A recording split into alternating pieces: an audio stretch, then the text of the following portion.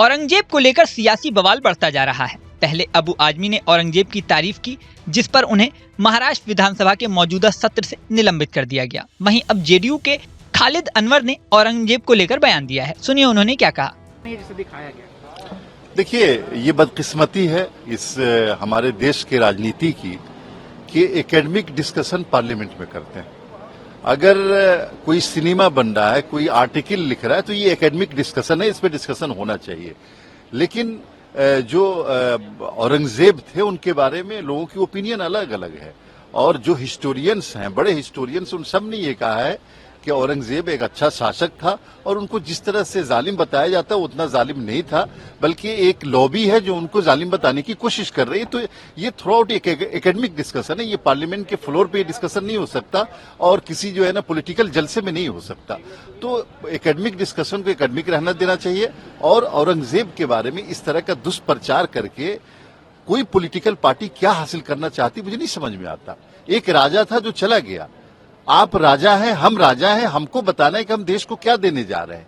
आप इस तरह का माने डिस्कशन नहीं होना चाहिए। क्या आपको लगता है कि इस तरह के डिस्कशन से कहीं न कहीं हमारे जो समाज में है एक द्वेष फैलेगा, एक दूसरे के प्रति नफरत फैलेगा? इसका मकसद ही यही है कि समाज में दूरियां बढ़ाना, खाई पैदा करना, और दो समाज में नफरत बांटने की कोशिश करना। अगर किसी जमाने में किसी राजा ने किसी राजा पे हमला किया तो एक कम्युनिटी का दूसरी का, राजा तो राजा होता है ना, उसका कोई धर्म नहीं होता, तो उसको बता करके आप ये धार्मिक उन्मादी फैलाने की कोशिश कर रहे हैं। तो ऐसी चीजों से बचना चाहिए, और खास तौर से पार्लियामेंट में एकेडमिक डिस्कशन अगर हो रहा है तो उस पर कार्रवाई नहीं होनी चाहिए।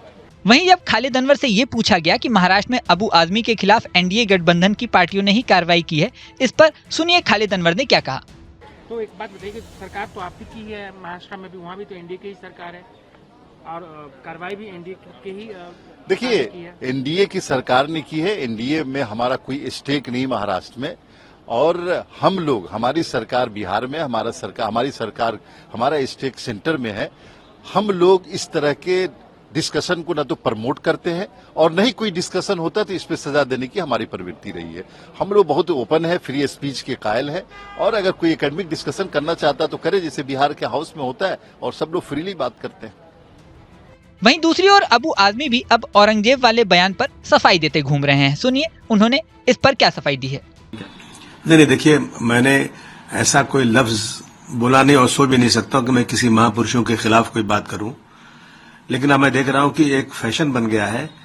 अभी वहां के आसाम के मुख्यमंत्री ने कह दिया, राहुल गांधी की तुलना जो है औरंगजेब से कर दिया।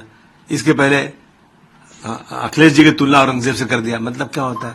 तो औरंगजेब के बारे में मुझसे पूछा उन्होंने कि औरंगजेब के बारे में उनका कैरेक्टर क्या। तो मैंने कहा, भाई देखो, मैं तो जमाने में पैदा हुआ नहीं था, हमने तो जो हिस्टोरियन ने जो लिखा, हिस्टोरियन ने वही पढ़ के बोल सकते हैं। तो सतीश चंद्रा जी, अद्वी तुरुस्की, डॉक्टर राजीव दीक्षित, डॉक्टर राम पुनियानी, अवध ओझा, मीना भार्गव, ये सब लोगों के कागजात मेरे पास मौजूद, इसमें रखे हुए सारी चीजें, उनके स्टेटमेंट्स हैं। जो स्टेटमेंट्स हैं मंदिर के बारे में, जो डेवलपमेंट के बारे में, मैंने वही बोल दिया कि भारतवर्ष का उसका जीडीपी बहुत अच्छा था, और जो है उन्होंने मंदिरों को दान भी दिया है, जो लिखा है इसमें। ऐसा नहीं मेरी मर्जी से, इसी तरह की स्टेटमेंट मैंने दिया और चला गया मैं। अब इससे एक बात यह है कि आपने महापुरुषों को अपमानित किया। इसमें अपमान कहाँ हुआ कि मैंने कैसे अपमान किया?